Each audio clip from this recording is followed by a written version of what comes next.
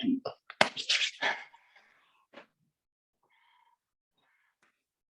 we're back, baby. Sorry we missed the Tuesday drop, but we'll be here. I don't know. You want to drop it tomorrow, or do you want to wait till next Tuesday? We might as well do it because there's going to be a lot more shit that happens. So, we recorded a little late this week, but niggas got lives, and we still gonna give you the heat. You know what I'm saying? You just tell the custody to come back in a couple of days, and I'll be here for you. You know what I'm saying? Yeah, man. A little late. A little late. You know what I'm saying? But thank you guys for tuning in for another episode of Model Talks. The safe place for keeping it player, where we keep it kosher every time, all the time. Late but always on time. It's your boy, SL, the boy T. She'll be wearing some Alabama gear since she want to wear Miami gear. As we got, ran y'all off the field this past weekend. But that's neither here. I didn't even peep. Miami is a dynasty. You guys have built a dynasty. We already did this shit. Are y'all really a dynasty? What are you talking about? In the 80s, the 90s, and 2000s, Miami ran college football. What are you talking about? How many championships I got? At least, do you really want to do this? And let's talk about y'all niggas just started this pro shit when Nick Saban got there. Miami got so many Hall of Famers and so many pros in the league. What are you talking about? How many national championships? At least 3. National championships does the University of Miami have? Because I think we have nostalgia of the players that came. Like I said, just because you are right, you can't take away history, bro.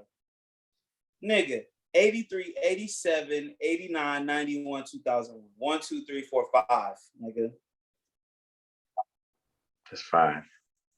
It's 5 championships. That's cute. And we're not just talking about bro, swag. And then you put the championships on top of motherfucking the professionals, the fucking players that came out, nigga. Airy, Ray Lewis, Frank Gore, Willis McGahee, Jonathan Vilma. This is just the people that I know. Oh, y'all been shit since 2001. Oh, come on now. Nigga, like I said, y'all wasn't shit before that. When the fuck was Alabama good before 2010? Before 2010, you remember Bear Bryant? I don't remember Bear Bryant. Well, Bear Bryant was a coach at the University of Miami, and he was running shit before then too. We got 5. I'm about to look up, how many championships the University of Alabama have. That's all we got in Alabama. Is University of Alabama football. And I'm gonna tell you why the team has. First of all, our team is in Miami. Your team is in Tuscaloosa. It's a lot more distractions that could go on with the team in Miami than in Tuscaloosa. Y'all niggas are it's like when niggas go to Oak Hill to play basketball. Ain't shit at Oak Hill. That's what all them niggas is tough. That's what all them niggas did. There's literally the town is built around the goddamn school. Miami ain't the biggest thing in Miami. It would be easy. It should be easier to recruit there. Y'all don't even easier to what? Recruit. Y'all don't even have the best in-state players. Miami niggas leave the state of Florida to go play other places because they can't. Because it's toxic. It's toxic. Number 1 is Florida, which is a toxic ass state. Number 2, Miami. It's just a lot of temptation. Oh, Edrin James. Excuse me, I forgot. Nick, we have pros, nigga. We got pros. We got Hall of Famers. All y'all young, what players have come out of Alabama that's really gonna go down as Hall of Famers? Mac Jones, Derrick Henry. Derrick Henry's on his way. Julio Jones. Julio's that's 2. Depending on how Calvin really go, he a Pro Bowler right now. He don't got it. Well, no, he's still young. Yeah, he's still young. Time. But you got 2, nigga. I just named 10. I can probably name 15. Because listen, I will name you the list right now in the league that's running fucking NFL right now. No, y'all have niggas in the league, but I'm talking about Hall of Famers, legendary game-changing players. I'll give you. Clinton Portis. Excuse me, Clinton Portis. He is not in the NFL. He is not in the Hall of Fame. Clinton Portis Clinton Portis will he make was his cool, way but up. he wasn't. He had a high He's run. top 15 in rushing. Like, oh my, come on, son. Frank Gore. He also just pleaded Frank Gore will be in the Hall of Fame. Medical fraud. He's also a felon. Who? Clinton Portis. He's a felon. Yeah, he just pleaded guilty to medical fraud. Hey, man, players fuck up. I don't know, these niggas, old ass niggas. My man, Forrest Gump went to the University of Alabama. Fuck you mean? Clinton Portis is 32 all-time leading rusher. 32 all-time. He's not better than Forrest Gump, so I don't want to hear it. Yeah, Forrest Gump. Oh my God. I don't want to talk about it. You're talking about Forrest Gump. Frank Gore is number 3 all-time rushing in the NFL. Edgerrin James is 13. Come on, son. These niggas is. I'm sorry, brother. Still better. All I'm saying is, I cannot say right now. I can't say right now that our program is elite because we're not. Because Miami is That's the reason. No, I'm saying because of Miami, that's the party the lifestyle is much harder to focus. You got social media, you got TikTok hoes, you got, you know what I'm saying? It's hard to keep these kids' attention. These is kids. These 18, 19, 20, 21-year-old kids, man. So why couldn't they have done it they did it in the 80s and 90s when send them to Coke was first of all, going they crazy. did in the 80s and 90s. They were doing it in the 80s and 90s when Miami was turning into the cocaine paradise. But let me tell you this, access was less limited and you could control these kids better. They didn't have the access that they have now. They had access, they was in Miami, but it was easier to control the kids back then. You feel me? Now send them to fucking Tuscaloosa where ain't shit out that motherfucker. I'm sure these motherfuckers ain't got shit to do but worry about goddamn football. They can get the same amount of hoes. They cannot. Miami hoes. You are not even. I said no. I said you are not even about to compare Miami hoes to Alabama hoes. I didn't compare quality of hoes. I said the same amount of hoes. But these hoes are different. These hoes.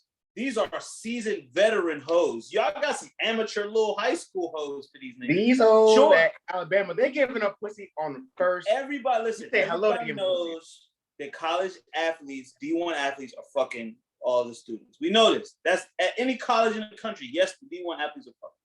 But I'm trying to tell you, there are strip clubs that are world known in Miami.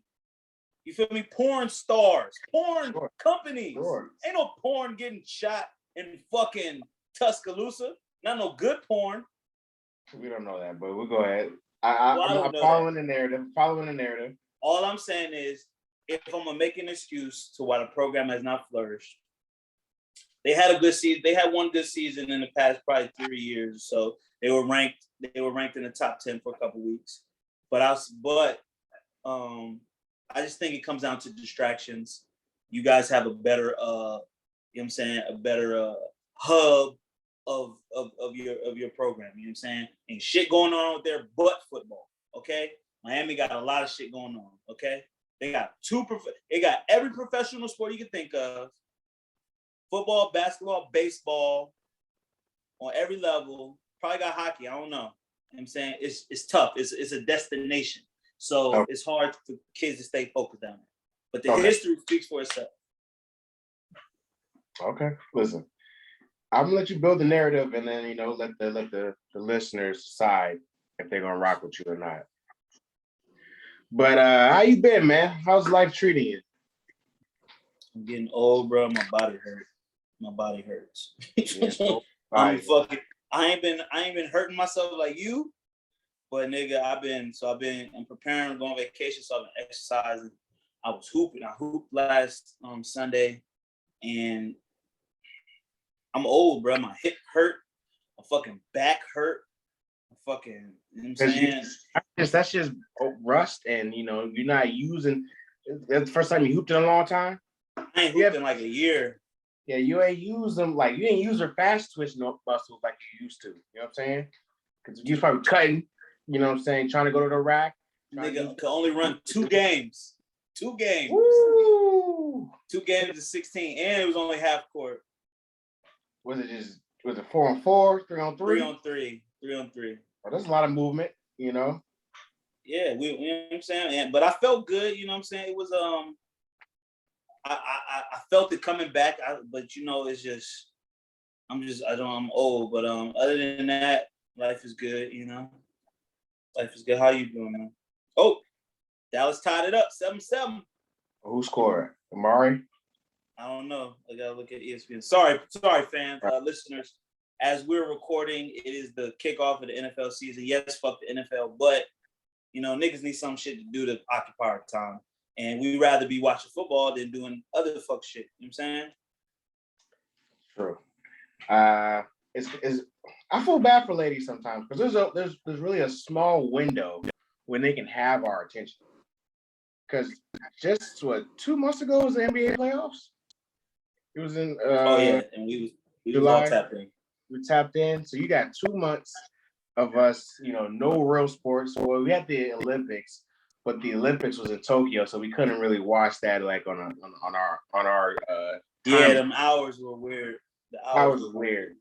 So, you know, niggas don't really watch baseball like that. So, you know, it's tough. But now football's coming back. Now you got to find ways to get our attention again, you know. But at least during football season, it's Thursday, Sunday. Sunday. But it's all day Sunday. All day Sunday is tough. It's a tough one. You usually got to plan around it. That's why, as men, I'm gonna tell the listeners out there, you know, our men, you need to give your lady time on Saturday, so she will not bother you on Sunday. You know, tire her out just like a child. You want to tire her out, take her out, watch a movie.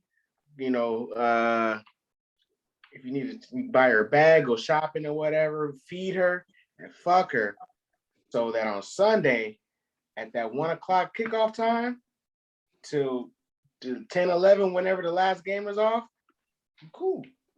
No, but listen, the world is not enough. You do all that shit, and it's gonna be something that you ain't do, because Sunday, you gotta get ready for the week, and you gotta meal prep, and you gotta, and God forbid you got some goddamn kids. Shit. Nah. See, I don't know how to game plan around kids. All I'm saying is that's where you gotta get an iPad. You gotta get an iPad, or you tried to lay out the game plan, and it's a good start. But I'm just saying, I feel like there's no way niggas is really gonna get that, you know, all day. Just leave me alone type of shit. It's just not gonna happen. Well, if you had a man cave, this is why I support my brothers to get 2 rooms. You know, if you have the 1-bedroom life, I have no plan for you. You might have to go to a bar, get you a fantasy league with some friends, so you guys can quote unquote watch the game together. I see there's other ways around it. You know, start a fantasy league so that you know you have an excuse or a reason to leave at, you know, Sunday. Like, baby, we're watching the games together. You know, we're in the fantasy league. You know what I'm saying? Competitive. We need to do that. Start a real fantasy league, because, you know, shout out to the one of the Go shows, The League. Great show. You know, check that out if you haven't seen that. But I think it's a way to get around that, you know, hanging out with the fellas. We got a league, you know. I think it's the same thing like, you know, if you have a basketball league. Every Thursday, Wednesday, you got league games, right? You gotta go, you know, go play the game. You know, you gotta stretch or do all that good shit. So that gives you some hours to get away. Yeah, I actually joined a public league. A public fantasy football league? Yeah, I don't even know about to be playing with some strangers, because, you know, I just like, you know what, let me just start this fantasy thing, because I've been on for a few years. But How's your draft go? I haven't drafted. I'm drafting on Saturday.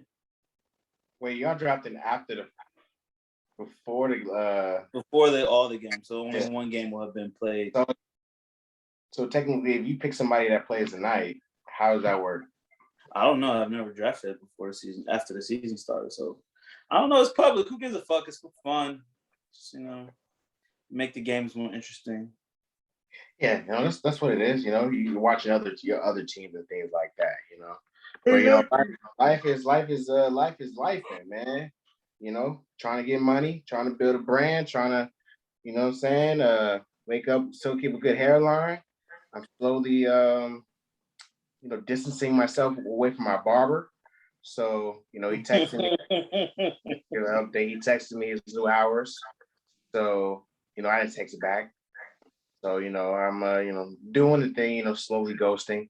I think I might give him one last chance for my birthday. You sound like give him one last. Oh, okay. You need a proper cut for your birthday. I need a proper cut for my birthday, so I can't try someone new for the big day, right? That's crazy, right? Yeah, it's crazy. And then between now and then, you could probably find some, but it like, it takes a while to learn your head, and and then especially how you like it, and then once you really picked a weird time to try to ghost your barber, man. Especially a big 31st birthday coming up, Yeah, no, that's getting old, bro. I realized that, and I also think about, we talk about the actual haircutting process, how it takes a while to learn somebody, but it also takes a while to see you even like your barber. Like, do you even like what the barber's fucking talking about? Like, what if the barber's conversation skills is garbage, or yeah, it's too bad. It's like, a barber should have wild hot takes, you know what I'm saying? But what if I just don't like none of the shit you're saying? Yeah, that might push you away. Like if your barber always talking bullshit, that would make you not fuck with him. Because I remember my first barber, what made me fuck with him, I was like, yo, I felt like that nigga was actually a cool nigga. You know what I'm saying? Like an actual cool nigga. I was like, yo, this nigga's really cool. He's doing things outside of barbering. He gets ladies. He has insight on things. You know what I'm saying? Especially as a young kid, 14 years old, you want to be around somebody that you could kind of get some game from. Yeah. If your barber is talking to you and you be like, yo, this nigga don't know what the fuck he talking about, then it would be, I would rather you be quiet. Be the silent barber and let me do all the talking than for you to be just dropping bullshit all the time. That would be I could say that. There's also different type of barber. There's the barber that wears earbuds the whole time. I don't know if I want to have a person. I've had that experience one time. I didn't know how to feel. He was listening to music when he was cutting my hair. The haircut was cool, but it felt impersonal. You asking for a lot, nigga. I am. Listen, I'm trying to develop a long-term relationship. I'm love at the lockup with my haircuts. You know what I'm saying? I want to jump right in. I want to know that we're together for a long haul. Well, listen, you have your list, and I hope you get everything that's on that list. I hope you get everything you think you deserve in your barber. You know what I'm saying? I'm my own barber, so I don't have to worry about all of that.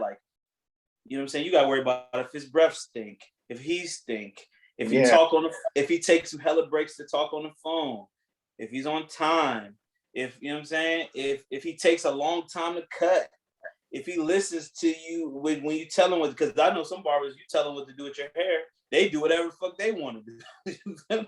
Yeah. And then one thing I also realized, I don't like when barbers do excessive shit. In terms of their haircuts. I don't like when a nigga put the card on my head when he's doing my hairline. I don't know why. It tells me that your hair's not as secure as I want it to. Because you gotta set yourself up. See, like I'm saying, your list is fucking long. You need a nigga that's steady. You need a nigga with the ultra steady. No, I'm not gonna use a card, but I remember a nigga tried to do the little enhancement shit, throw the little Beijing on my shit. And I was like, nigga, don't do it. If my shit get light, just let it. You know what I'm saying? I don't want that. I didn't want the artificial look. You know what I realized? That Black people have been saying the word, that brand, it's not Beijing. It's not Beijing? No, it's Beijing. That's how you say it? Yeah, Beijing. That's how it's spelled. I know. I spell it right. I might say it wrong, but I know how to spell it. Because anytime I tweet about it, I look up how to spell it. It's Bigen. Where did somebody get Beijing from, or why does the whole community say it? Because niggas probably said it wrong and just nigga that Beijing. That Beijing. Biggin don't hit like that though. Yeah, it don't. Nigga, Beijing.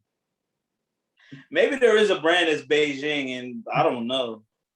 That's if you say it, Beijing, the synonyms, the spelling does not go with the words we're saying, though. Son, listen. Like, it's one of those things that didn't add up to me, but I was like, just going with it. I was like, that shit don't, maybe they spell it B-I-G-N. It's Bayesian. I don't know, Bayesian. I don't know, bro. For the longest, matter of fact, I did a set last night at this comedy club. And I've been in Richmond, they call an eighth of weed, they call it a pool. P-O-O-L? P-O-O-L. And then like, so when I was doing my thing, and I was like, nigga be like, yeah, let me get a pool. I didn't know what the fuck this shit was. But once I figured, he's like, nah, 3-5. I was like, okay, well, we call that shit like KD or give me a 3-5. You know what I'm saying? Like, or egg, or egg, or egg. You know what I'm saying? Or whatever. Like, niggas switch it up however you talk your lingo. But when I got to Richmond, niggas said, let me get a pool. I didn't know what it was, but then I found out. So I was like, why did they call it a pool? I was like, what the fuck is that? Find out? I found out. So it come from Coke because they call a 8-ball, right? Yeah. And what is 8-ball? What game is 8-ball in? Pool. Yeah. So an 8-ball pool table, an 8 is a pool. Okay. All right. But then niggas said, but then the nigga tried to say, because it was all Richmond niggas in the spot. So I was like, so he's like, but how I'm supposed to know what y'all talking about when you call it an 8? I'm like, nigga, it's an eighth of a ounce. Well, yeah, it's an eighth of an ounce, a half an ounce, a quarter ounce, an eighth.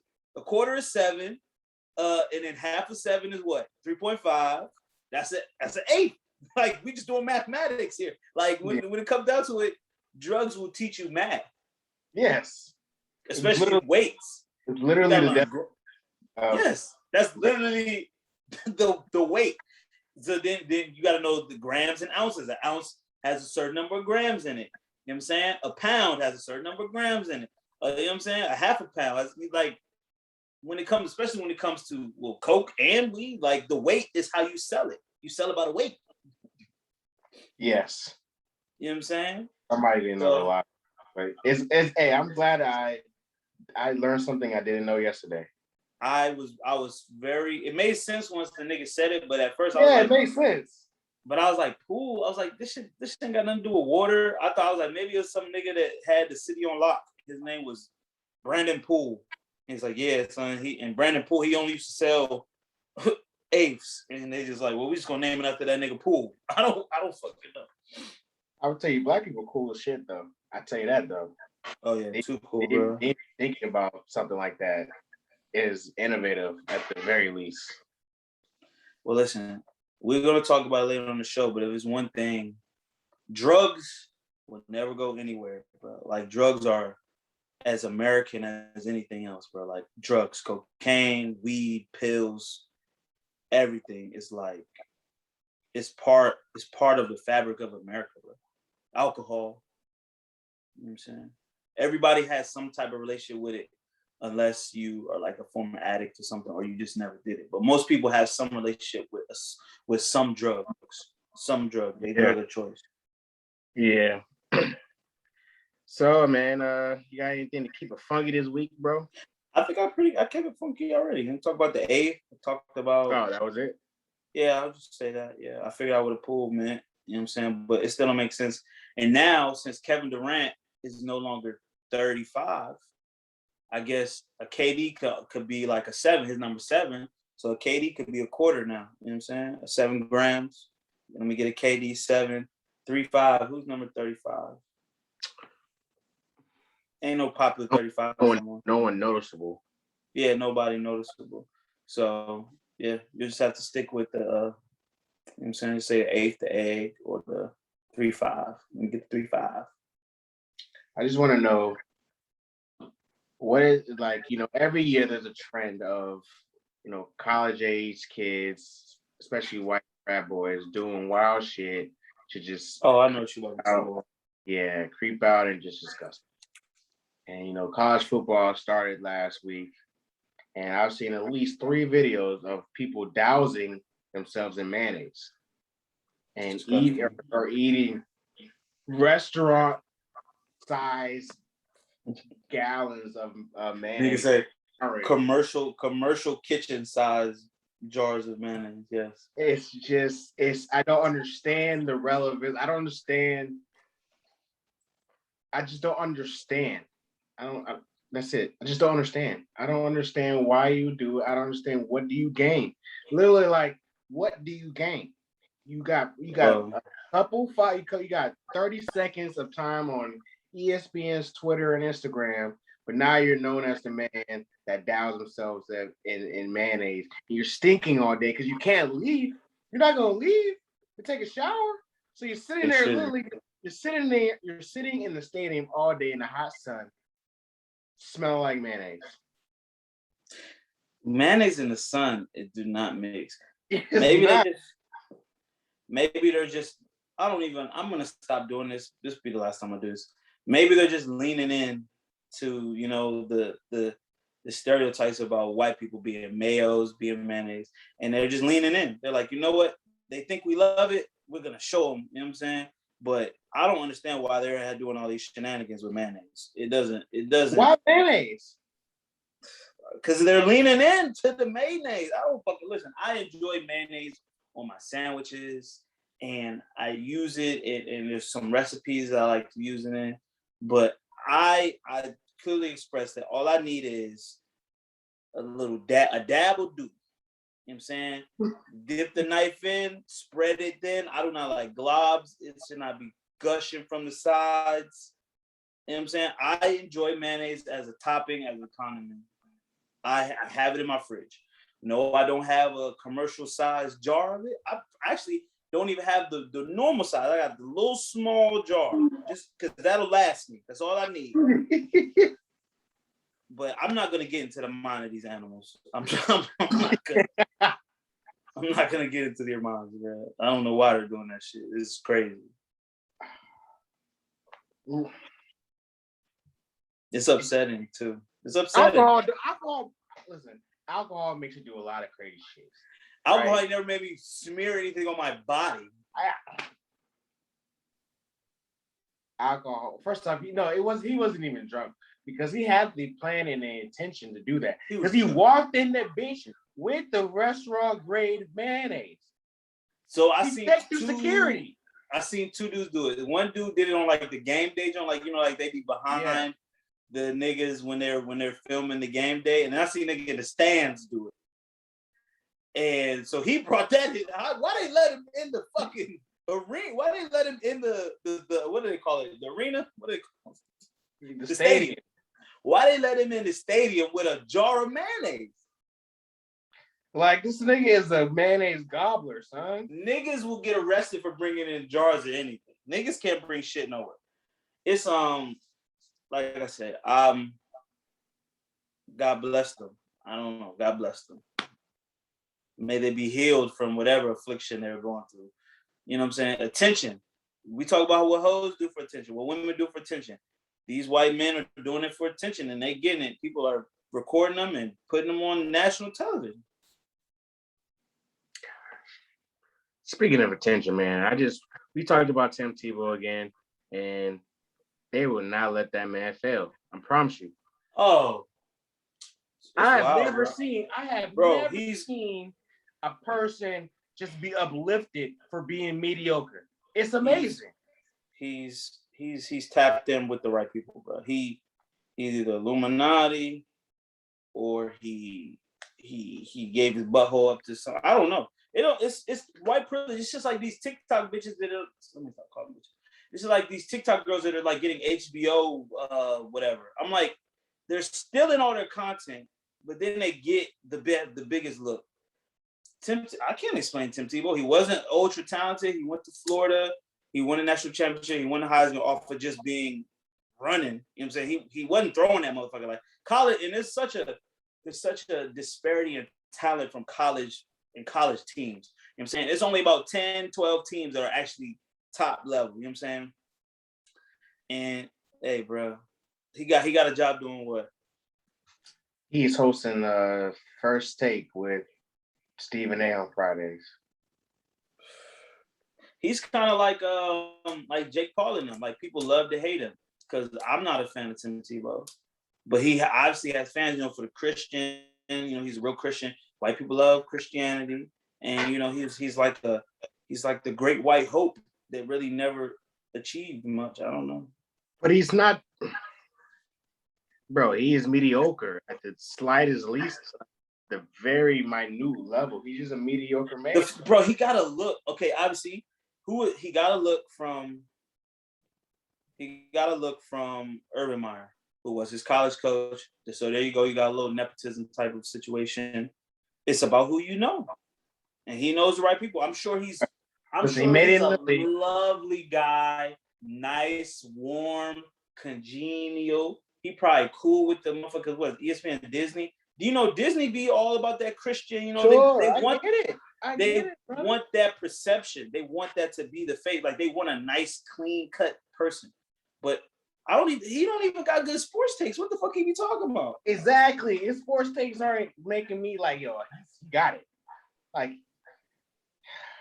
he don't got the charisma like a Shannon Sharp or even a Skip or a motherfucking Mike Irving, like, even a Kornheiser. I like Tony Kornheiser, PTI. That is a great show. You know what I'm saying? He never got it in anything. He had it in college, but then when he went to the next level, he didn't have it. So he should have just why I could see him if he wants to be a college sports analyst or college, like go back to an arena where like you excelled, but national sports broadcaster? I don't get it. I don't know, bro.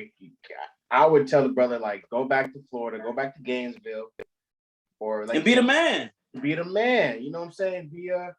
Why don't you be a coaching position, like they're gonna give him one of them too. A spiritual advisor. They're gonna give him one of them too, bro. I don't know, man. He was trying to play baseball for 10 years. He tried to play. Listen, he made to the heights of his craft. He got drafted in the NFL, right? You were a national champion at college. You've already beat the odds there, right? Yeah. You get drafted to the league, and you find out you're just not. You just can't cut it, right? You had one good season, with the Broncos season where he came in. They ran the, wildcat basically, and he threw a couple passes to beat the Steelers in the playoffs, the first round. Mm-hmm. Then he played against a real quarterback with Tom Brady, blew out the building. Then he lost his job. Then he started bouncing around the league. Then, bro, this is a story. Then he went to play baseball. He couldn't beat it in baseball. Then he went to announcing. Then he got another job in football, playing a whole different position. Still didn't cut it. But you see what I'm saying? Like, that is a story that a lot of people have. You make it to the NFL, which is amazing. You make it to a roster. You don't work out on one team, or don't work on another team, don't work on. Like I said, the average NFL career is like 3 years. Yeah. So he probably beat the averages already. But why is it like it seems like there's a concerted effort and push to keep him in places where like most people would eventually fade away? It's like they won't let him fade away. Like, I don't know what he's done, but like there's literally people that are like keep, you know what I'm saying? And I don't see it. Like you said, the charisma, like for broadcast, I don't see it.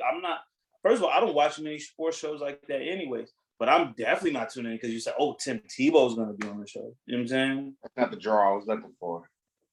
But hey, man, he doesn't hit our demographic. He hits the rest. The other 70% of America, 73% is white. So they probably love it, man. They're tired of seeing black faces everywhere. And faces. So you want to, get the sad news out the way first? Sure. We could just start with it. People have passed recently. Well known. We're gonna start with Michael K. Williams, who passed away. I believe it was Sunday. Just want to read. He was 54 years old, born in Brooklyn, New York. Was a well-known actor from The Wire, Boardwalk Empire. He was just on Lovecraft Country. Multiple movies, multiple roles. I was a dancer before he was before he was an actor, and like really one of the probably one of the most talented black actors that we had. Like honestly, any role that he was in, he definitely killed. It's seeming like it was a drug overdose or something of that nature. He died in his home. So we just want to say rest in peace to him and to all the people that knew him and loved him. I definitely was inspired by his work on screen and his talent. It definitely was something to behold. Like he was really talented. Yeah, bro. This was a shocking one. I mean, of course, all deaths are shocking, and he's just like it's the synchronicities between him and DMX. Like they were good friends, and they both were very vocal about their troubles and the demons they faced, and how they overcame it, and then the daily, just them persevering on a day-to-day basis, and becoming masters of their crafts. Michael K. Williams, besides what you said, like a dancer, phenomenal actor. He was a choreographer. Yeah, choreographer, activist. We did a lot with his community, and advocate for young black boys, young black kids, just to get out of their situations they're in. Like he's just a good black man, dog. Like at the end of the day, and it was shocking, and if you are doing drugs or you're using coping mechanisms, there are tools you can buy to make sure that you're getting the best product, because these niggas are out here bro. Test your shit, bro. Like either get your shit from like I was talking about before. Like drugs, everyone has their own unique relationship with drugs, man. And when it comes to like substances like that, like cocaine and like what I'm saying, even pills, like they put in, like Mac Miller. Let's say Mac Miller died fentanyl because of overdose because of fentanyl. What I'm saying, Michael K. Williams possibly the same thing. And continuing with the bad news, I pay attention to like a lot of the comedian, like the comedian community, and in California, I believe a few weeks ago or few weekends ago, like 3 people overdosed in Venice, California. A comedian from New York named Fuquan Johnson, Rico Angelini, and Natalie Williamson all died of overdoses from fentanyl. And like I used to take drugs when I was in college. I sold drugs, took drugs, tried drugs, experimented, and I've had batches of drugs that just weren't right. You know what I'm saying? Like, yeah, and that shit can. And other people have had it. People have took acid or just took something and just had bad reactions to it. And it's part of it. But it's like, if you're gonna continue to live that lifestyle, I think it's up to you to do your due diligence on your drugs at this point, because we've seen it happen so many times. You know what I'm saying? Like I said, Mac Miller, this was a few years ago. It seems like there's something that's came into this country recently where a lot of people are getting just a bad batch of some shit. So if you dabble in that shit, you might need to go get you some test strips, or you know what I'm saying? And they even talking about they putting it on weed, putting it in marijuana. It's like you kind of gotta like know who grew the shit at this point now. You can't just buy bags from random people, because you know what I'm saying, we've heard a long time that they spraying fertilizer on it, or they're spraying the weed to make it stronger. You know what I'm saying? And it's just scary, because it only takes one hit of whatever this shit is for you to fucking die. Yeah, be over. You know what I'm saying? And people are getting it, man. So rest in peace to all the people recently who have passed from overdoses. And this fentanyl shit is real. I want people to like just do your due diligence when it comes to drugs. Know who you're getting it from. And if you don't know, like, you really gonna have to go to whatever links, because is that high worth you never coming back and seeing your loved ones again? You know what I'm saying? Like, people, you know what I'm saying? The shit is real out here, man. That's all I gotta say. That was the sad news. Try to get that out the way. I think it's all for the sad news. We could talk about some bullshit, which you brought up. What the fuck is Biden talking about? Yeah, man. The conspiracy, quote unquote, conspiracy theorists, they are laughing in joy, and they are rightly so telling niggas I told y'all so. Throughout this whole pandemic and vaccine conversations, the conspiracy theorists, quote unquote, or if you want to say the right wingers or whatever, they've been, saying, to watch out for this, that they're going to try to mandate vaccines and create vaccine passports where you got to check in and carry a passport like an ID, just to show that you're vaccinated to go, go to work or go grocery shopping and go to restaurants. I mean, slowly been doing it. It started in New York and California, some other places. And big bad Biden today, he mandated it for the government 100%, and there's no way around it. And then there's like a loophole where if he's gonna get with OSHA. OSHA is the agency that overlooks, employee safety, and so they can mandate vaccines for the workplace for companies that have over 100 employees or more. So that even includes private companies and things like that. So this is quote unquote what these people were talking about, like that the government is going to start making decisions over your bodies, and this is where these conversations are going, and people are. If you were hesitant about getting the vaccine before, this is probably not the best ammo for you to go and get one, right? If they're forcing it onto you, like you shouldn't force anything in anybody's body,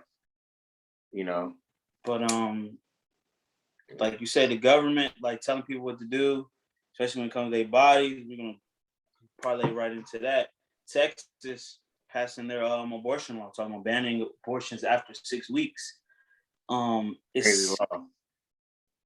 So that goes right into the vaccine, like obviously common good. You want people to be healthy, you want people to take care of themselves. You don't want this pandemic to continue to spread the way that it has. You want people to get better. You want the world, you want things to get back to normal.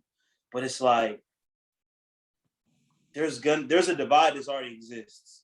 It's the skeptical people, it's the apprehensive people, it's just the people that aren't sure, and it's the people that are like, you need to do it whether you want to or not. This has to happen. You know what I'm saying? Like it's a divide, bro. It's just like politics, that right and that left. You know what I'm saying? That conservative and that liberal. Like it's really it's switched to this one issue. You know what I'm saying? This issue, which is a very big issue. People are dying. People are sick. People are not living the way that they want to. The world is not the way that it once was. And people are really passionate about whatever side they fall on, man. Like, and no one knows what's right, because you're talking about this vaccine does this to you. What's the long-term effects? What does it do? Then you're making people get it. People don't like to be forced to do anything. You know what I'm saying? Especially Americans. So yeah. I can see it's going. Like, not to, well, I'm just gonna say, like, if you want to like see what people are feeling some type of way about, or like they're scared of what's happening, pay attention to what's happening in Australia right now. It's fucking nuts in Australia. Like if one person gets COVID and everybody, like, they shut the whole fucking country down. And then they're like making, like, the police are out there patrolling people, making sure that you're staying in your house. You have to like sign up on an app about what time you can go to the grocery store. You have to upload your vaccine passports on an app. They have like facial recognition and things like that, temperature checks and things like that. It's going down over in fucking Australia. Like, people are, if you want to see what the other side is, like the other vaccine side, hesitancy side is like worried about that's gonna happen here, pay attention to Australia. Fucking nuts over there. But that's I didn't even know all that stuff was going on over there, but we can see that can be a reality that can happen here, like very easily. It only takes a couple of mandates for things like that to happen. But then going back to talk about Texas and these motherfuckers, it's like I definitely see a lot of people that don't want the government interfering with abortion. I think they would have no problem with making a vaccine, you know what I'm saying, a vaccination, a COVID vaccination mandate happen. You know what I'm saying? They're fine with someone governing their health because they think it's the best thing, but when they don't think it's the best thing, like if they're pro-choice and want women to choose, I'm pretty sure they're on the other side for that issue. You know what I'm saying? So Yeah. it's like it's a nuanced conversation. Obviously, I think it's a woman's right to choose. It's your body. You know what I'm saying? 6 weeks, like 6 weeks is people keep saying like you don't even know. You don't even That's know when if you you're find pregnant. out you're pregnant. That's when you find out you're pregnant. That's you the know earlier. 4 weeks is when your period is like regular. Oh, I get it every month at this time, but a lot of women aren't like that for whatever reason. You know what I'm saying? So, but you see what can happen. This shit was upheld by the Supreme Court. So it's not just Texas, like Supreme Court just said, oh, it's not unconstitutional by the way they got it worded. So, scary times, strange times. Protect yourself, keep your third eye open, stay prayed up and buckle up. Because this it's about to get nuts out here, family. It ain't even started yet. This is just the pre. You seen it talking about COVID-22? It ain't. COVID started at the beginning of 2020. It's about to be 2022, man. That's like 2 whole years. This shit ain't changed, bro. I literally met I went into a new office building today. I sat down. I didn't take my mask off the whole time. And you know what? It's normal now. It's normal now. So like I said, man, keep your third eye open. get in touch with your chakras. Help yourself out. You know what I'm saying? Go to the gym, take your vitamins, do all the things you can do in every area to protect. Get a gun, you know what I'm saying? Buy ammo, clean your gun, go shooting, you know what I'm saying? All of that, you know? Yeah. It's time. This is what the conspiracy people have been saying, brother. Yeah, it's crazy. Switching to I guess entertainment. Certified Lover Boy. We gonna have an honest conversation? We can have an honest conversation. I've been playing it. I've been playing the album. It's not really the weekend. I haven't been playing Way Too Sexy that much, but I've been playing the Girls on Girls joint with Lil Baby. I don't really play the second half of the album, I'm gonna be honest. But I've been listening to it. It's cool. That's a good answer. It's cool. It's exactly what we thought Drake would give, I guess. It's I think it's semi-mid. Like of course I played 7 a.m. at Bridal. I played a joint with him and Rick Ross and Wayne. Wayne spazzed. Yeah, he went crazy. Let's see. I played what other song? I mean, I have Way Too Sexy, saved because it's going right. It's going up. It goes up sometimes. It's a safe little single. They don't talk about shit, but no, you don't want to talk about shit when you're getting drunk and trying to fuck. Yeah. And I got Knife Talk, so because 21 went ham. So it's in a Champagne Talk or whatever, the intro song. That's cool too. So I don't know when will we get the album that we want from Drake? Maybe that's what it is. Maybe he's too big, popular, where he has to hit certain demographics, I guess. I think that's what it is. We was kind of talking about before. Like, I think when you are really appealing to everybody and trying to make something that got millions of dollars attached to it, it's never gonna have that pure essence to it because it's commercialized, it's sold, it's a commodity. You gotta dilute it enough to where it can appeal to the most people instead of giving it like, all right, this shit is raw and 50 million people are just not gonna like it. but the other 200 plus million are gonna be like, this shit is the best thing that, you know what I'm saying? But because you want to hit all 300 million or whatever people billion in the world, it's just never gonna be that straight drop. You know what I'm saying? So I've come to a lot of conclusions. I don't like Drake singing on this album. I just don't. Yeah, I mean he's not giving you any notes. You know, he's staying right in that pocket. I mean, that's what he does. Like I like the what's the song? Let me look at it. Where he's singing the one song that everyone's been kind of going back to lately, and I've been listening because when I see people tweet about a song, like I'll just go listen to it to see if I hear what they hear, and obviously albums change in your ears after a while. So it's the pipe down joint, and I'm like I like it. You know what I'm saying? Like Drake doesn't make horrible songs. I can't say that, but it's just not hitting exactly how.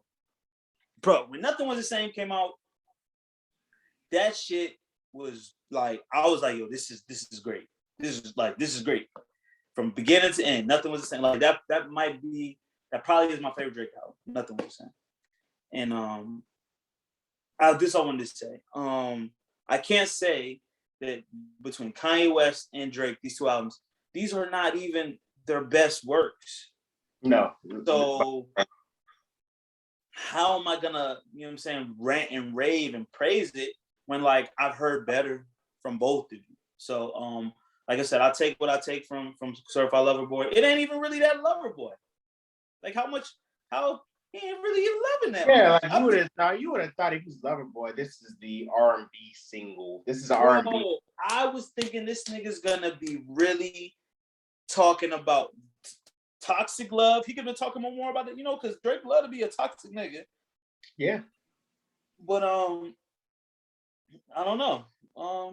Like I thought there would be like at least 3 or 4 lay it downs. You remember Lay It Down? Yeah. Lay it down. Like at least 3 or 4. Yeah, and like interlude, and Drake killer interlude. Oh, real interlude. And that matter of fact, that's what you're talking about. You was like, when are we gonna get the album that I thought Drake was gonna give our fucking kicker and missed the. I'm sorry, Zerline missed the field goal. He just missed the extra point too. He missed like a 30-yard field goal, and he just missed the extra point. That was Cowboy football on brand. Why did they let Dan Bailey go? I'm sorry. But back to Drake. Certified Lover Boy. This is supposed to be the R&B. He was supposed to get fully into his R&B bag and then just rap on top of some shit. That's not what we really got. He tried to get into it, but then I really got to. I was like, damn, Drake can't really sing. You know what I'm saying? Like, he really just got that one tone, that one that he's not taking me anywhere vocally. So I'm like, don't expect that. He's not going to take you.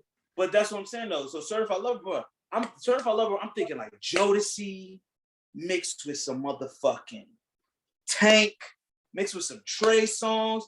He didn't even have no like male R&B artists on the motherfucking album. Talking about Lover Boy. Yeah, Giveon. He had Giveon, and I like the Giveon song. You're right. But I'm talking, I don't know. He had Ty like on the back. He had Ty on a little. You're right. You're right. I stand corrected. But hey, it's broken records. It's highly successful. He did it. It's not my favorite album of the year. And we asked on the Monster page which this is not album of the year. This is not better than Cole. I mean, listen, I'm not the biggest J. Cole fan, but he's got the best album of the year right now.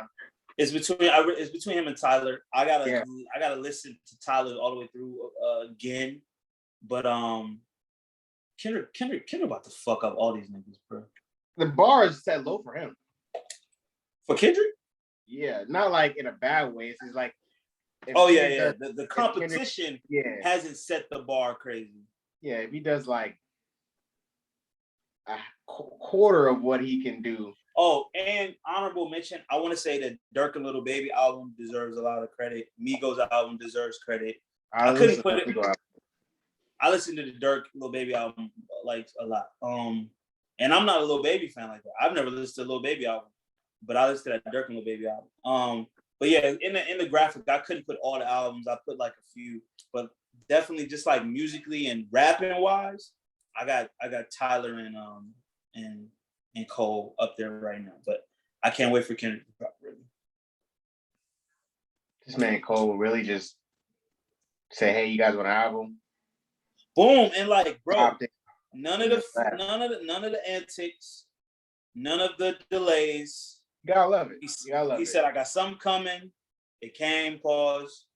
It's here. It's So yeah. Continuing talking about music. Andre 3000's verse that he put on a song that did make it on Don. That came out. And he had to release a statement about the verse was amazing. It was in reference to because the album's obviously called Don after Kanye's mother, and Andre 3000 lost his mother, I believe, in 2017 or 2013. 2013, yeah. Okay. Oh, another turnover. Cowboys got 2 turnovers. They got a fumble recovery and just got a pick. The defense is showing up, but this is gonna be a funny episode. But yeah, so Andre 3000 lost his mother. He put out an amazing verse. It really didn't fit the gospel theme, but then Drake supposedly leaked it. Is this what happened? Yeah, Drake supposedly leaked it. Drake leaked the verse, and then Andre had to respond. And I guess Kanye also dissed Drake on that song. So just more of the circus type shit. Andre 3000 said he really didn't want to have anything to do with the circus. He didn't know that the album was supposed to be clean. If you listen to Andre's verse, he definitely was getting graphic in some areas. And it just didn't fit the album, didn't make the album. So, but I'm happy we got to hear it. Yeah, I'm just tired of this Drake and Kanye shit. Like, if they gonna get to it, get to it. Like, they ain't gonna get to it. You know what? Finish your thought. Nah, we're just too old for these 30, 40 plus year old man to be playing this little pity pat shit. Like, drop the diss track. Like Kanye, you're just holier than thou, man. You want to, you're on this Jesus kick. You're on the gospel album, and then you're trying to like threaten Drake and throw his address out there. Like that's not. It's that Gemini shit. Not Christian, man. That's a Gemini shit. That two-sided shit. Shout out to Kendrick. He said, "Nigga, I'm a real Gemini." He said, Kanye tried to change his life, nigga. I'm still on that bullshit.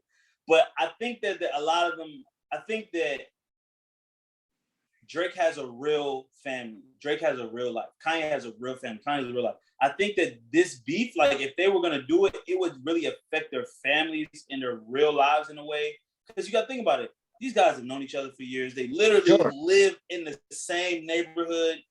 It's like tension obviously you have tension, but it's tension that like if it really erupts, it's going to be real life consequences. You know what I'm saying? Ain't nobody putting hands on nobody.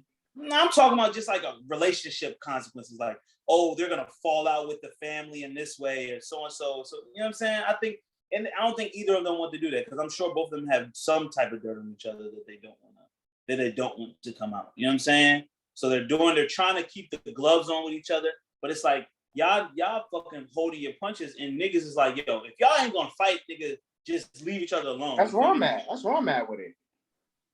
Yeah. We too old to be watching this pitter pat thing like you throwing subs. Like, if you're not gonna get in the ring and spar, then we cool with it. Like, we know y'all don't fuck with each other. Just go ahead and spar. Yeah. But I know he won't call that man Pusha T name out no more. Yeah, nope. I mean, yeah, because Pusha T ain't holding no punches, bro. Yeah. Kicker finally made a field goal. But yeah, so and then I was gonna parlay perfectly into the next shit, and I totally forgot what I was gonna say. It'll come to me. But staying in the rap world, P. Diddy's privacy was invaded while he was on a yacht with a woman who happened to be the mother of Future and Bow Wow's children. Now, there's two stories. Diddy be fucking these hoes. He do. And he may be fucking the boys too. Because Diddy let her have all the young somebody was talking about Diddy and they was like, he likes the young girls. Oh, excuse me, the young people, the beautiful people. You know what I'm saying? And because I remember he had the snowfall dudes in the pool. He was like, "Yo, get them, that was looking weird. Get those snowfall niggas over here." But that was the story how I looked at it, right? Diddy, literally in the middle of the ocean on a yacht with a woman. Somebody with a telescope camera is taking pictures of him in his private moments, right? But that's not the story. The story is Diddy with Joy, whatever her last name is. Chavez, I think. I don't know. Joy Chavez. Why say Chavez? This is Joey. I don't know. Whatever. Go ahead. Diddy on a boat with future baby mama, baby mama. She's a beautiful woman, bro. Very much. Any man would have a chance to have her on the yacht, which probably have her on the yacht. We would. Wouldn't even hesitate. But you could speak to what you said I believe the last time I recorded, just how there's like a revolving door with a lot of these women dealing with the same women. Yeah, it's where we at? 10, 15 now? You know, that rotation of women. I think it's a couple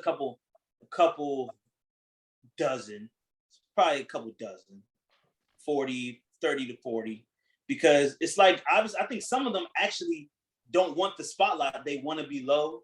And then some of them, but like even though Diddy's privacy was invaded, I'm not talking about this particular incident, but some of them like to pop, like to be on the scene, like to get the attention. But I know for a fact there's some women that just like, I just want to have fun, fuck with my rich side nigga, take the vacation, take showers, and raise my kids. I'm pretty sure there's a lot of women like that. I think that's an admirable way to live. But the other ones rotate.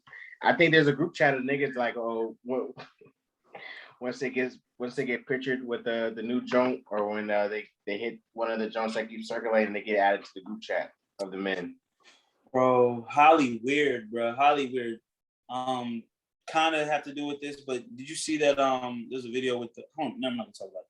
Someone on the internet recently was talking about how kind of the protocol with these Hollywood Hills parties are, right? LA don't stay open late. LA close at 2 a.m. just like Richmond, just like some Virginians, right? So most of the late night shit happens at people's homes. But these parties with these famous people, like, it gets a little weird. You know, you gotta leave your cell phone, you gotta sign NDAs, you gotta do all weird shit. Holly weird, bro. I'm 100% sure this is just part of that. Niggas probably be envious. Like, think about it like high school. People are envious of people. People want one-ups on other people. So what's the easiest way? You fuck somebody. You kind of get even. You fuck somebody. You feel like you got at them in some type of way. It's just it's the game that they play. Shit, I'm sorry. You're right. They just do a touchdown to Antonio Brown. Yes, he did. Sorry, listeners. We're going to just. Yeah, they're gonna be like Cowboys. It's gonna be like Cowboys just the whole time. But shout out to Antonio Brown. I'm happy that he's back in the league. He's been balling, but it looked like that right side of the field looking kind of weak to me. That left side, if you face him, Briggs. All right, come on. Somebody asked you to put your phone away to get in a party. Would you do it? I would not. First, I'm already like that, bro. I'm gonna take my phone out when I party. You know what I'm saying? The most that I might do now is take a picture of my drink. You know what I'm saying? But I understand that because I understand the need for that rule, right? I'm not mad at that rule either. I'm not mad at that rule either. I'm not mad at the no phone shit. But you know what I'm saying? I think I want to be around people that can leave their phone in their fucking pocket and not film everything that they see. You know what I'm saying? Yeah. I want to feel comfortable, but then you can't trust people. So that's probably why you have that type of rule. But I just know that some people have that rule because they're doing creepy R. Kelly type shit. You know what I'm saying? Shit that is illegal or shit that is foul, shit that is deviant in some type of way that they don't want people to know about. That's also what I do know. So it's the double-edged sword, right? You want your privacy. You want to be able to cut, bro. If I become rich and famous, I want to be able to cut loose and not have all my business out on the fucking tabloids. You know what I'm saying? That's why niggas get a yacht and go in the middle of the ocean, because I can cut loose and not be judged by the world when y'all cutting loose the same fucking way that I'm doing. I agree. I'm not mad at that. I would even do like I feel like that's what Beyonce and Jay do. They get niggas to sign NDAs and shit. Hell yeah, like bro, we know how to literally have fun with no judgment. Okay, if I see you kissing somebody that you're not supposed to be kissing, that ain't got shit to do with me. I'm not about to tell nobody that I see you kissing nobody. I'm not running and telling that. But guess what? We know there's those people that live for that, live for the gossip, live for this, live for that. Or if you're kissing somebody that you want to kiss and that you ain't got no problem kissing, it's not my place to see him be like, oh, you know who was together.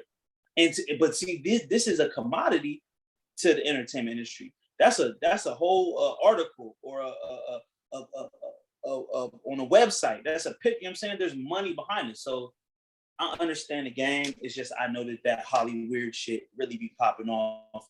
I just don't want nobody preying on the weak and then fucking with people that don't want to be fucked with. Let's do some consensual nasty shit. That don't happen in Hollywood, bro. Especially like in them Diddy did. Let me get my boat, put my lady on my boat. Yo, how do they find niggas, son? Like, bro, they stalk them. They stalk them. Imagine you on a boat. You don't even got your phone because there's no signal out in the ocean. You come back and check your phone, and they got pictures of it. You're like, yo, fam. Bro, but it's some real shit. It's like people when people cut loose and people indulge. We talking about drugs before. When people indulge, they're gonna do things that they don't want captured. I've done things that were fun that I'm sure that I didn't want to be lived on forever. I wanted to be a moment that I enjoyed, that was a funny jump, and then gone. But people will use those moments as ammo to bring you down and hurt you, especially when you got a lot to lose. Just like remember Kevin Hart's situation. Now he was in the wrong because he's a married man, but someone tried to extort him. His man's tried to extort him. So I know that there's a lot of that shit going on because that industry, it's a lot of fake friends. It's a lot of rubbing elbows and people trying to advance and that gossip, all of that shit, bro. It's nasty. And I pray that I can avoid that type of energy in my life, you know? What else is going on in the world? What else? I have it written down.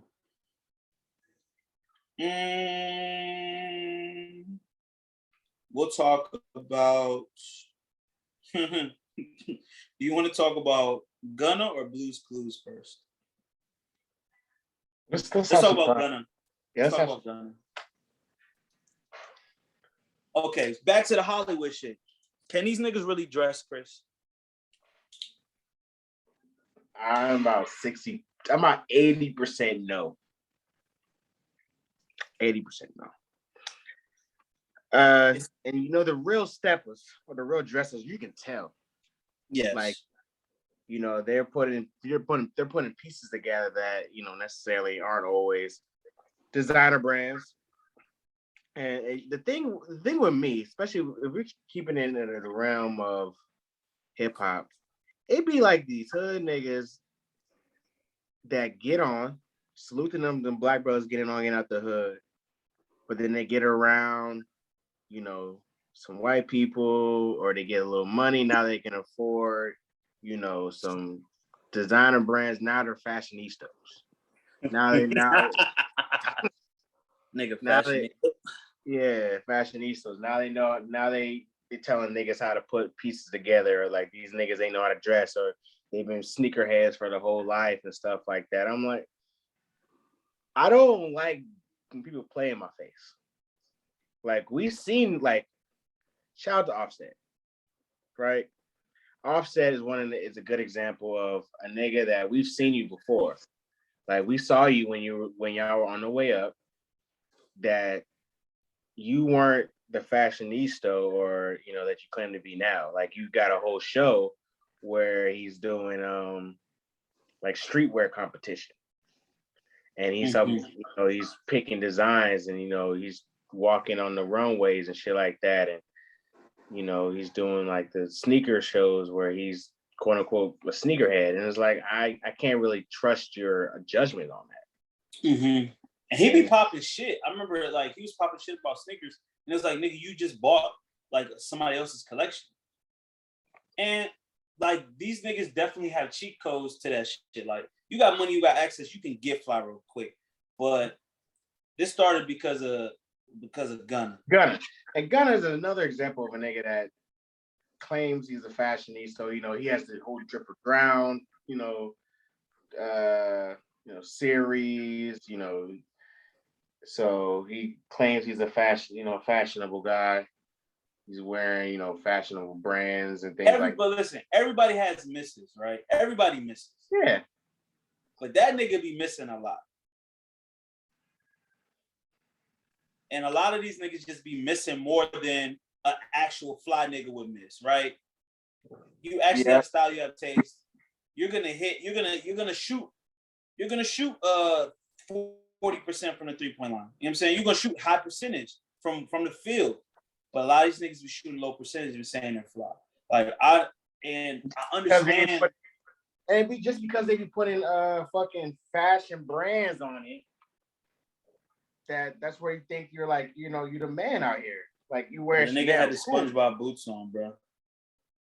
The nigga had the SpongeBob squeaky boots on, and he's talking. And what is somebody that's being fashion forward, or we just don't see it yet? Because what he can claim, like you just don't see the drip yet. But that's the argument. That's the excuse for me. Like, y'all, these niggas ain't on it. I'm different. Like, I'm just gonna be. All I know is the number one rule for me is comfortability. Sometimes people wear shit they don't look comfortable. Okay, now high fashion shit may not be comfortable, but I think it should be. I think you could be wearing new cutting edge shit that actually looks like you're gonna wear that all day long, or you're gonna wear that for multiple hours, not you just wear it for a photo. And like I said, people wear what they want to wear. But you're going to get these goddamn jokes. The nigga had the SpongeBob boots on, you're going to get these jokes. You wearing see-through shit, you're going to get these jokes. You wearing shit that don't fit you right, you're going to get these jokes. You know what I'm saying? It's just the nature of the game. But I think a lot of these niggas are our followers. They don't dress as well as they think they can. And the designer shit, especially the goofy designer shit, is just it's prevalent and it's getting a pass when maybe it should be critiqued a little bit more. You know what I'm saying? That's why we got to go back. Shout out to Kanye. Kanye is a real innovator in his fashion shit, and like the things he was doing, it looked cool.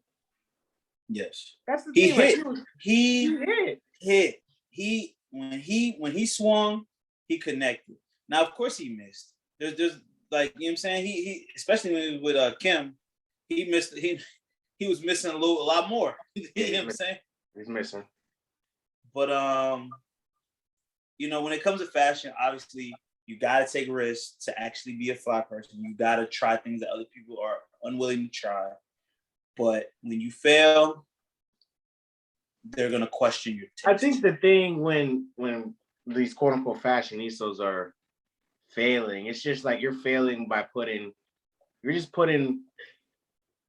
designer brands on, probably from the women's section on. So you're wearing designer women clothes or designer, it's just designer brands that you're failing with designer. Like the ones that I can appreciate somebody failing, but they tried to put a whole fit together, like, it wasn't just all designer. And now your whole gimmick is that you're just too broke to understand or some shit. Now you can't put them pieces together. Yeah, man. There's a difference. And it's even worse to me when you got the money and you got the keys and then you just push the wrong buttons, Shout out to people in their clothes. People keep trying, don't ever give up. This kind of goes into the next thing we're talking about. We've seen on the internet, and it seems like it's becoming a pandemic. It seems like it's becoming an epidemic. It's the dirty Air Force culture. Yes. The dirty Air Force culture. There seems to be a conglomerate of people. Get rid of the ball. Get rid of the ball! Sorry. I mean, there's There's a certain demographic of individuals that are wearing dirty Air Forces, like intentionally. Yes. And I call this an attack on our culture. Straight attack. It's a non-verbal, straight attack on the Black community. I can see it. I see that. See that. Air Force Ones, uptowns, whatever you want to call them. That is a staple of our community. You don't see many people outside of the Black or sneaker and or hip hop community wearing Air Force Ones, particularly. We didn't. You know, we honed it. We owned it. You know, shout out to Nelly, Air Force Ones. You know what I'm saying? Like he blew them up. You know what I'm saying? And you know, I can remember times where people were, if you're wearing the all white ones, they're wearing different colors. They're drawing on their Air Force Ones. They're wearing fake Air Force Ones. They're wearing see-through Air Force Ones. They're wearing Jordan Air Force Ones, Jordan Air Force One collaboration. Think about it. Every brand had a knockoff Air Force One. Even Bapes. When you think about it, Bapes is just Air Force. Or knockoff Air Force Ones. They got Bape attached to it, right? Yes. And now there's, like you said, there's this trend where there's a certain demographic of people just intentionally dirtying up there's Air Force Ones and just wearing dirty Air Force Ones. Now, I don't like the look. It looks bad because Air Force Ones aren't you're not supposed to be worn dirty unless you're down bad. Yeah, they crease, they look weird. They yeah. But I don't like the look, but you can wear whatever fucking shoe you want to wear. It's up to you. But what I'm upset about is Air Force Ones are low in stock now.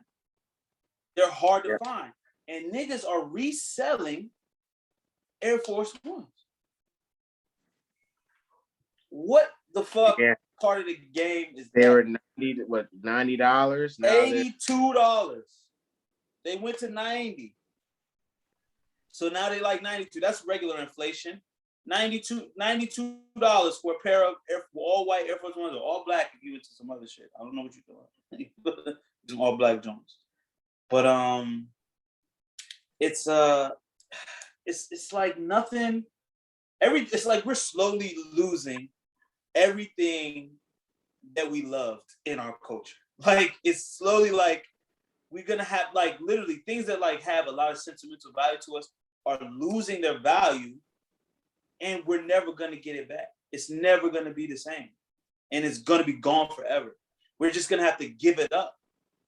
That's what I said. It's an attack on our culture. Yes. Jordans, sneakers in sneakers in general. Now Air Force Ones, which is like not even like it's not a trendy shoe. It's an everyday shoe. It's a classic staple. Like you could do whatever with this. You know what I'm saying? It's like a blank canvas. You could fucking do whatever you want with it. You could dress it up, dress it down. Air Force One. It's about to be gone. Its cultural effect is about to be gone.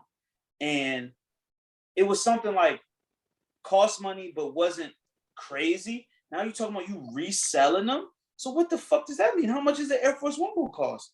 You know what I'm saying? It's something that like, a kid that don't got a lot of money, he could buy these shoes and be fresh. He could buy these shoes and get a girl and get a little respect, get a little cred. But it's like, y'all taking it away. And then you taking something that niggas like, keeping your Air Forces clean and uncreased were part of the culture. Now, these little white teenagers are fucking playing kickball in these bitches. Not even comfortable to do activities like that. They're not an athletic shoe. That is a casual shoe. First of all, Air Force One ain't the most comfortable shoe anyways. No. They run large. So if you get your actual size, now they're long and elongated. So you gotta get that's why that's why I had to become an Air Max nigga, because it's the only thing that I can attain that's comfortable and that it can be stylish, and I'm not paying an arm and a leg for. And hey man, dirty up your Air Forces, but it's just gonna be hard to say goodbye. It's like things. I'm gonna let go because I'm not gonna hold on to a Nike shoe that hard. But it's just like it's gonna be hard to say goodbye. You know. Yeah. Two more things we got kind of go together. Let's talk about Steve coming back after abandoning niggas, bro. Who? Steve from Blue's Clues. Oh. Yeah, man. It was the 25th anniversary of Blue's Clues, and they brought all the Steves back from the OG to the middle one to I think there's an Asian Steve now. But the one that the video that got us, man, Steve, the OG, the one we grew up with, he just talked to us. I think he's our age now, or he's a millennial. I think I get the millennial vibe. He's our age or a little bit older than us. He just talked to us. Yeah. He just really just explained, life is life, in which sometimes, we need to hear. We talk to each other, life be life, but sometimes we gotta hear outside validation that we're not fucking crazy in this world. Yes. Yes. Steve, he explained he went to college, and he had to leave. He went to college, and he went off to do what he loved to do. He's attained some of the things and some of the goals and some of the aspirations that he had. He attained that. Wait. Is this true? Or you just he said he went to college. He said he said he went to college. He said he was like, is this the real story? Is this just the story for Blue's Clues? Like, what are you talking about? Story for Blue's Clues. I'm telling what. Okay, thank you. I'm talking. I thought you were talking about this nigga real life. This is what he really did. He might have. Listen, he said it, so it might have been his real life, right? But regardless, if it's not his real life, it's our life, because what happened? A lot of us went to college. Yes. Some of the we're trying to ascertain and achieve the goals we have. Some people got families, some people got kids, some people got student loans. Life is crazy, and he talked like, I think sometimes we were in a rat race. That the one thing that Steve did really well is that he talked to us on a soul level. Yeah, he really even when he would go about things and we were trying to figure things out, he had a tone and a way of talking. Correct. And that's what I heard in the video. Literally, I saw it before, not saw it, but before everyone started retweeting and commenting on it and bringing it back up. I watched the video and I felt that shit, because he was having a heart to heart with everybody. And I just remember those little things, we're looking for something, Blue's looking for this, help Blue find this. And he was patient. He was encouraging. That's the key word. That's the key word, patient. He was patient and he was encouraging, and he just wanted you to help Blue. Because we would just have to follow the clues, and he'd be like, all right, I'm gonna draw it. Let me put it in the notebook. And at the end, Blue's Clues was for our generation, for our age bracket, that shit, that everybody watched it. Yeah. And then at the end, he get all them clues together, be like, okay, let's see if we can put the clues together. And then we as a kid, you engaged in that motherfucker. You really all right, we got the clues now. Let's try to figure it out. And then you talking, it would literally call and response to you. So it's just that shit is programmed. As we know TV programs us. So that shit programmed us. And it wasn't the worst programming that we probably got. It was probably some good programming. Yeah. So to hear him come back again, whatever really happened is but a lot of people kind of flipped. They was mad at that nigga, son, you abandoned us. You know what I'm saying? And I just think it was heartfelt. It was heartwarming for me. It was heartwarming. It made me remember parts of my childhood that I hadn't thought about. Yeah. Last point, somebody tweeted that this was a great way of not having a reboot and just having something to end it on a good note. We don't need reboots of everything, right? Nah, we don't want them. If something ended abruptly, we just want closure. That's what it was. It was a great way of having closure on something and not having to do a whole fucking reboot wasting everybody's time because we're not watching no reboot of Blue's Clues, even if they brought the old. Yeah, I'm a fucking 30-year-old man. Yeah, but closure is good for our inner child that we probably didn't even think about why. Didn't his brother have a totally different color shirt too? Like yeah, it was weird. Like we didn't fuck. It wasn't even green no more. Like his shit was like blue. I don't know. We didn't fuck with that nigga. We didn't fuck with it. Like, bro, I don't remember any. I remember trying a couple times, and I was like, yo, this nigga weird. Like this nigga not. Yeah. Shout out to that.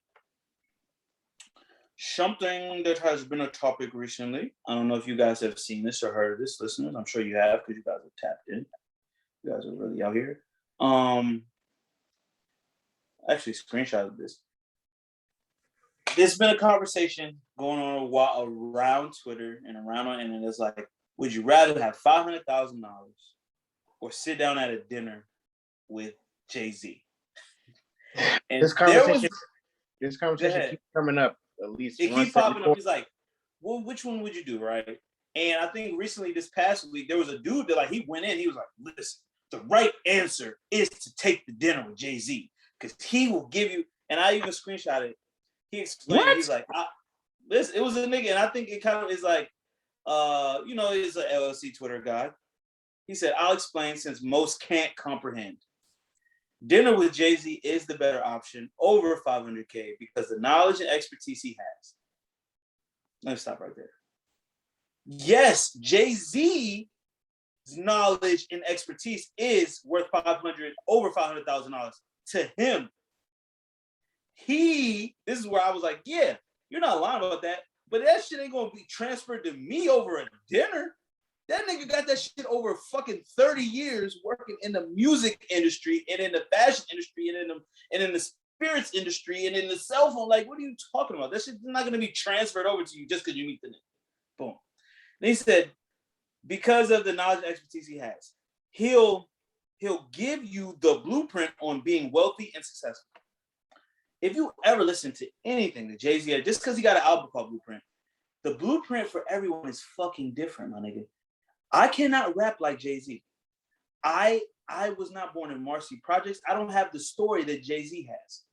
So his blueprint for his success, yeah, he got a blueprint for his success. He don't got a blueprint for any nigga that sit down with him success. He not gonna talk to you at dinner and be like, okay, I know exactly how you could get $1 billion. This is what you gotta do. And then you do exactly what he says is going to happen. Whatever. He said his knowledge will be worth more long-term than the short-term $500K. And he went into more, but I'm not going to read all that bullshit. Chris, please tell me what the fuck is wrong with niggas? This nigga wrote a dissertation on something that would never, the Jay-Z wouldn't even tell you to do, bro. And then Tidal came out with a tweet that said, take the $500K. Like, because nobody in the right, first of all, $500,000. How long is this dinner? Bro, that's what I'm saying. Now, if you telling me take $500K or have Jay-Z as a mentor for your life, I might think about that. I might, if I can call Jay-Z any day, anytime, day or night, and he'll pick up, maybe that'll be worth $500K over my life. That's a good solution. That's a good alternative. Maybe, but not for a dinner. First of all, stop dick sucking and dick riding Jay-Z like this. Why Jay-Z? Why Jay-Z? Why was Jay-Z ever in this conversation? I don't know, because let's say he is uber successful. He's a billionaire. He was one of the first billionaires off of rap. So rap started in the late 70s till now. We only have a few billionaires. You know what I'm saying? He's one of them. I get it. I get that part of it. But I don't know why people think that there's really, like, of course, inside information and knowledge and good information is how you gain wealth. You get good information, you act on the good information, you can get money, right? Yeah. But what in your mind thinks that this nigga just has the fucking key to your life to where you are definitely gonna make over $500,000 if you just sit down and eat with him? I don't know, bro. People on Twitter is hilarious, bro. I don't know why this conversation keeps coming up, and I don't know why people even fathom the idea of taking a dinner over Bro, tangible money. 500,000, nigga. I trust myself enough to make that 500,000 into more money. Okay, I trust myself. But this is the crazy part is people really think like that. I don't know if you saw the video of this dude going up to Logan Paul and was like, Yeah, I I quit my did. $100,000 job because I thought that when I met Logan, he was gonna put me on with his team. And people think if they meet this person that that person will change their life. I don't think like that. I don't think that just because if I met Kanye West or Lil Wayne, or if I met Dave Chappelle, or if I met Eddie Murphy, that my life is just gonna change because I met them and I talked with them.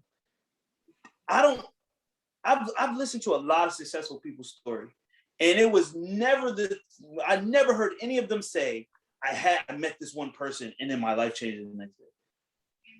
Now, I've heard people say, I met this person and I lived with them for 5 years and then my life changed. Yeah. Okay.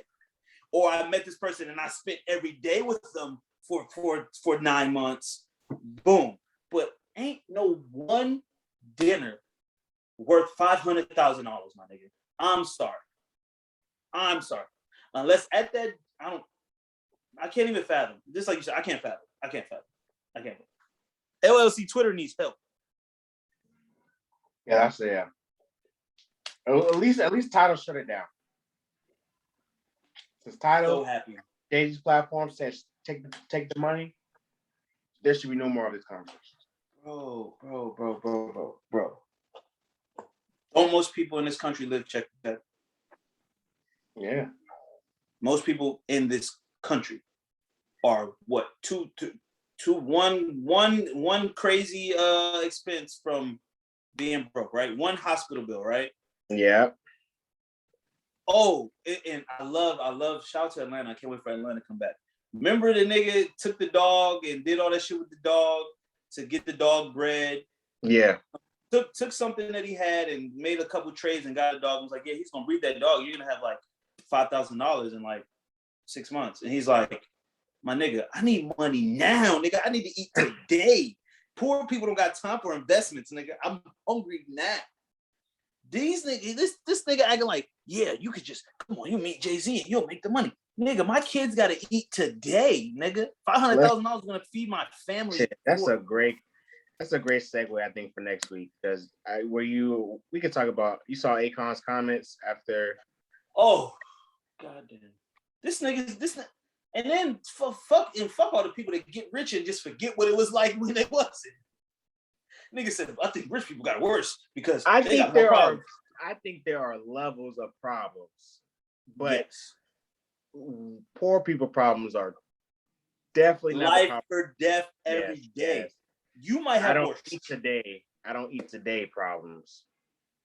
These are I don't eat today. My kids don't eat today. I get evicted. I lose my car. I lose my job. These niggas is like, oh, people want more from me. Okay, your problems are subjective and relative to your life.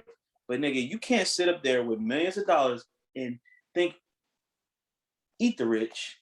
Eat the rich. These motherfuckers is fat. I remember this little it's like a cartoon, like a little, like the little strip comic strip cartoons, right? Yeah. It was this fat ass motherfucker and then this skinny ass motherfucker in a little barrel together, and the fat dude was still fucking eating. And I gotta find that cartoon. I'm gonna post it.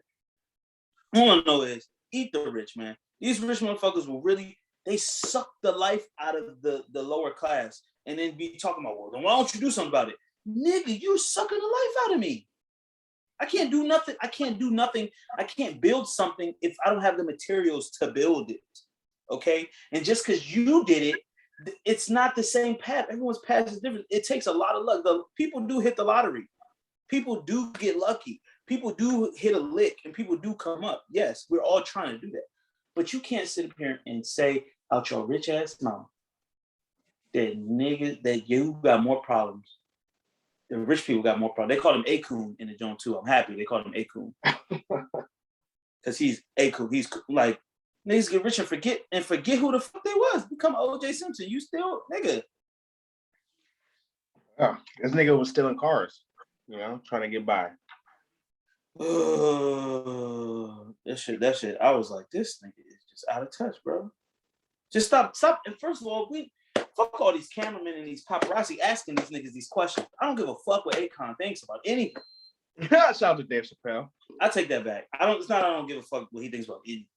I just don't give a fuck about what he thinks about just because of celebrity overdose. Because he was talking about Michael K. Williams. He's like, your problems don't disappear when you get money. We know this. I done got checks in my life, and all my problems didn't go away because I had money. I literally had the epiphany when I was like, I had thousands of dollars in my pocket, but I couldn't buy what was gonna make me happy. You feel me? Like literally, I was like, yo, I can buy liquor, I can go here, I can go wherever I want tonight. But I did what I thought, and I used my money to get to wherever I thought I wanted to be. And then I got there, and I was like, this ain't even. I'm not happy. This shit ain't fun, and I'm not having fun. So I understand that the money ain't gonna solve your problem, nigga. Shut the fuck. Eloquently said, brother.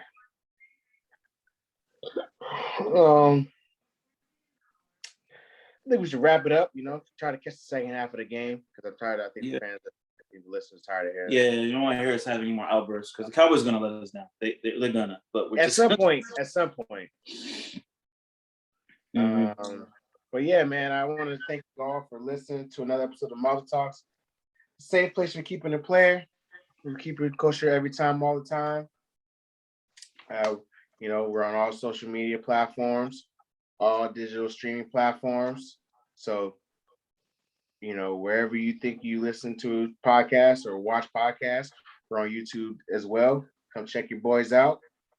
Subscribe, comment, share, like, talk to us in the comments. We here for we as Charles Broccoli said, it's time for a dialogue. So I want to say thank you guys for listening to another episode of Malta Talks. We'll see you next week, man. Peace. Holla.